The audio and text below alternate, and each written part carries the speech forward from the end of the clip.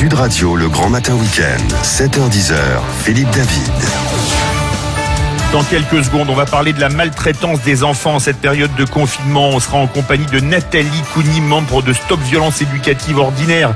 Et ensuite, on parlera des restaurateurs. Oui, que faire pour les sauver? On sera en compagnie de deux restaurateurs qu'on connaît bien sur Sud Radio, Xavier de Namur et Philippe Forbrac. Philippe, d'ailleurs, vous le retrouverez à 12h30 en compagnie d'Alain Martier et David Cobold dans Invino.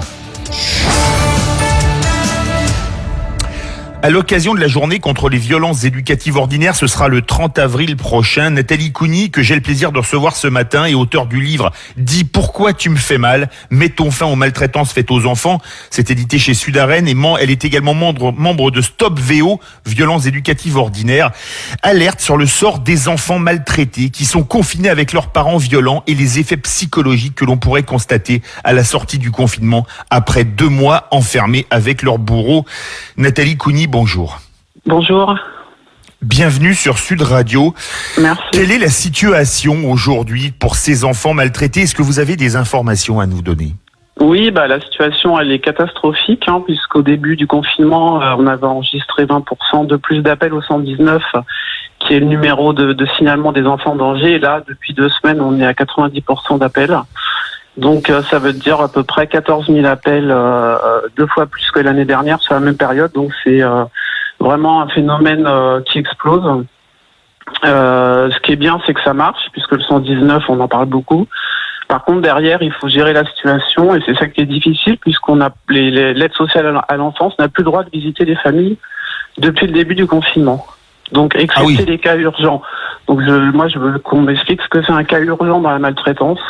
Donc je trouve ça complètement anormal. On aurait pu mettre en place des mesures barrières et de distanciation aussi pour rendre visite aux enfants, ce qui aurait permis de les rassurer et éviter les passages à l'acte qui se multiplient dans ces cas. Justement, à combien estime-t-on le nombre d'enfants victimes de maltraitance? Il y en a plus de 100 000 qui sont en danger en France, et d'après les associations, beaucoup plus. Donc 165 000 tentatives ou viols sur enfants. Donc c'est plus que les adultes. Donc il y a énormément d'enfants qui sont en souffrance en fait. Alors justement, un enfant meurt tous les 5 jours sous les coups d'un parent. C'est énorme, on peut pas imaginer ça dans un pays comme la France. Oui, parce qu'en fait, en France, il y a une culture de la violence qui fait partie de l'éducation. Il y a la loi qui est passée l'année dernière, au mois de juillet, justement pour interdire les violences éducatives ordinaires, mais c'est dans le schéma éducatif en France de frapper, d'humilier, et c'est ce qu'on essaie de combattre justement pour que ça cesse, puisqu'on sait aujourd'hui que ça freine le développement de l'enfant, le développement du cerveau, que ça a beaucoup d'impact sur l'enfant à l'âge adulte. Donc il faut absolument essayer d'enrayer ce mode de fonctionnement et de déconstruire en fait. Alors Nathalie Cougny, avec le confinement, ces pauvres enfants n'ont plus accès à l'école, qui était souvent un lieu de refuge. Comment allons-nous les retrouver à la fin du confinement? Justement, c'est le problème, parce que l'école, c'est l'un des principaux lieux où on signale les enfants maltraités. Donc je pense qu'il va vraiment falloir les prendre en charge à la rentrée des classes, que 2 mois avec leurs bourreaux, vous imaginez bien, il y a des enfants qui vivent repliés dans leur chambre pour éviter de croiser leurs parents maltraitants. Donc je pense qu'il va vraiment falloir qu'il y ait une assistance psychologique et aussi leur demander ce qui s'est passé, pas avoir peur de leur poser des questions, parce qu'il y a forcément des enfants qui auront subi beaucoup plus de maltraitance, que ce soit physique, psychologique et sexuelle. Il faut pas l'oublier. Et puis tous ceux qui auront connu des violences qui n'étaient pas violentées avant. Donc je pense qu'il va falloir leur poser vraiment la question, pas avoir peur de leur demander, parce que c'est souvent un sujet tabou, et il y a forcément des enfants qui vont revenir dans un état psychologique lamentable. Donc il va falloir les prendre en charge, ça c'est sûr. Alors justement, vous alertez sur les effets secondaires du confinement pour les enfants maltraités. Pouvez-vous nous expliquer quels sont-ils?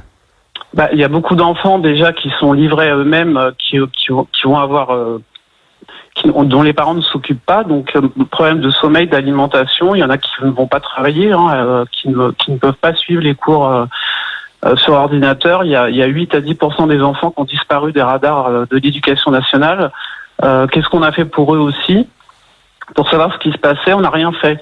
J'estime que quand on est capable de sortir des milliards pour des entreprises, on doit aussi pouvoir mettre des moyens humains et financiers pour ces enfants-là. On s'en est pas occupé. Donc, qu'est-ce qui va se passer au retour? C'est des enfants qui vont être complètement déconnectés qui vont avoir un mal fou à se remettre dans le cadre. Et comme ce ne sera pas encore obligatoire de retourner à l'école, c'est encore un risque supplémentaire pour ces enfants. Peut-être que les parents ne vont pas les remettre à l'école et ce sera encore une souffrance supplémentaire. Donc il faut absolument détecter les enfants qui sont déjà suivis et qui sont en danger, les sortir de leur contexte comme on a fait pour les enfants du personnel soignant. Pourquoi on ne l'a pas fait pour ces enfants-là ? J'estime qu'on les a abandonnés. Encore une fois de plus, les enfants ne sont pas une priorité en France.